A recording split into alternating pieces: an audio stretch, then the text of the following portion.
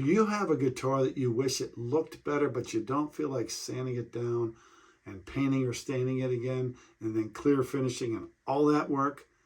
This video is for you because wrapping it with vinyl might just be a more affordable and easy solution for you. Check it out. Here we go. The guitar body is ready. I just have to clean it with some alcohol first to make sure there's no dust on there. Once I did that, I cut the vinyl larger than needed on all edges and made sure that it was more than big enough to wrap around and cover everything I wanted to conceal with the vinyl. Now, peeling off the back was easy, but it took a little while to get started. So once I got that off, flipped it over, and I placed it on the body and made sure it wasn't too far from the edge. I wanted to have enough to overlap. Started rubbing it out, and it laid down fairly easily. I was very happily pleased with it. And this is the little squeegee I got for it. It has felt on the tip. It helps to keep from scratching the surface. And I just kept unrolling it slowly and steadily, pressing out the bubbles as I pulled out the backing. You'll see I'm making sure to keep bubbles from building up. If bubbles did build up, it was easy just to lift the plastic and reset it, but I was trying to do it in one fell swoop. So it worked out pretty well, and you can see the shape of the body showing through. I hope you're enjoying this video as much as I enjoy making videos like this. Please be sure to leave a comment below. Tell me what you think of the video. Give me your feedback on it. Tell me how you like the look of the guitar after the wrap. And please consider subscribing because it helps me, especially to know that I'm making content that you like. I'm pressing it down everywhere. There's a self-adhesive on the back of the vinyl. So I was pressing it down everywhere to make sure I got a nice smooth surface and full contact everywhere. Now as I pick it up, you'll see I'm starting to stretch, and if you notice, this is a Stratocaster body. So it has a lot of contours on the back. And all the videos I watched, no one really showed the full detail of making it fit the body without any wrinkles in it. So here I am attempting to make that happen. I'm pulling it, stretching it, making sure it's staying adhered to the face of the guitar, and trying to make it shape to the contours.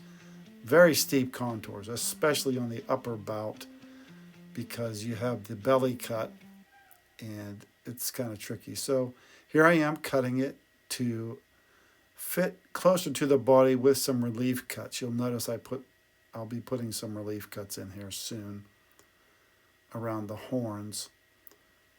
My intention was to make this wrap all the way around the face and sides of the body, and then wrap the back with another layer. It's not a difficult process, but this is actually the second time I tried this. I didn't keep the first filming because it was very frustrating after all the work I went through. It didn't look good. But here I'm trying to press it down into the sides of the body to make it stick without wrinkling. No matter what I did, I couldn't get it to not wrinkle. And I know I could have used a heat gun, but I watched enough reviews from a guy, really good car wrapping channel called CK Wraps. And he just urged you not to use too much of the heat gun, because if it shrinks too much, then it may not actually stick in the long run. Now, if you notice, I finally gave up on trying to go all the way around the body and decided to just trace the top face of the guitar body. This is an Ibanez Geo model.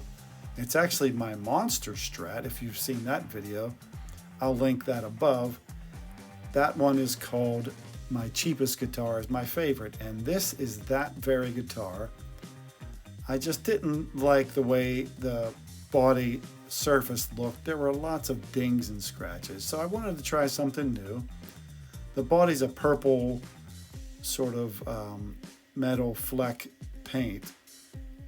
So this vinyl wrap is just a shiny black gloss wrap. I wanted to keep it simple. You'll notice there's a lot of trimming. You're going to keep a real sharp blade in your X-Acto knife. And I'm doing my best to get it as close to the body, right around the edge, holding the knife blade kind of at an angle to the top of the body. Not a perfect 90 degrees, more like a 45-degree angle when I'm cutting around the outer edges. Now here I am cutting out the inner cavity. You'll notice this is routed out like what they call a swimming pool route. There's more than enough room in there for the pickups. You can put humbuckers or whatever you want. This particular guitar, if you notice my video, my cheapest guitar video, has 3 humbuckers. The neck position and middle position are hot rails, so they're the size of single coils, but they're actually humbuckers with split switches. And then the bridge pickup is a full-size humbucker, also with a split switch. Now you'll notice the face of this doesn't look very shiny. And the first time I did this, I was a little freaked out because I thought, man, that sucks. I did all that work and it's not even shiny, but here's the shine. Check this out. I pulled off the protective layer and there's the finished product. It's not perfect, but man, it was a lot easier and much cheaper than sanding it down and starting over from scratch with a new paint job.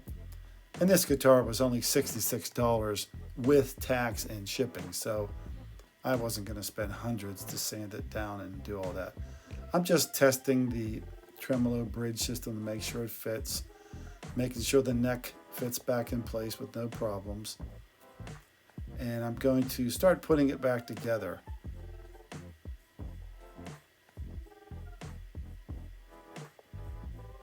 Everything seems to be fitting fine.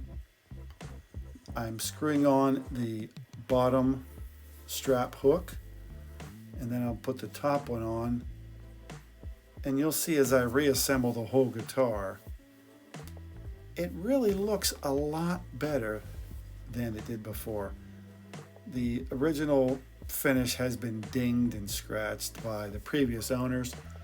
This guitar is a Goodwill guitar, so I didn't have super high hopes for it, but now that I've modded it with the monster pickup configuration, this has been my favorite guitar. It's easy to play, it's got a great neck, and good sounds coming out of those pickups.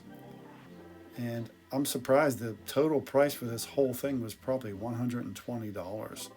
The guitar, the pickups, a new pick guard, and just miscellaneous hardware. And after just a few more minutes, putting everything back on, we have the Monster Strat with a beautiful glossy black finish. There are some dings and nicks I wasn't able to hide around the edges, but overall, besides that dust on the surface, it looks 100 times better, and it was way cheaper than painting it over again.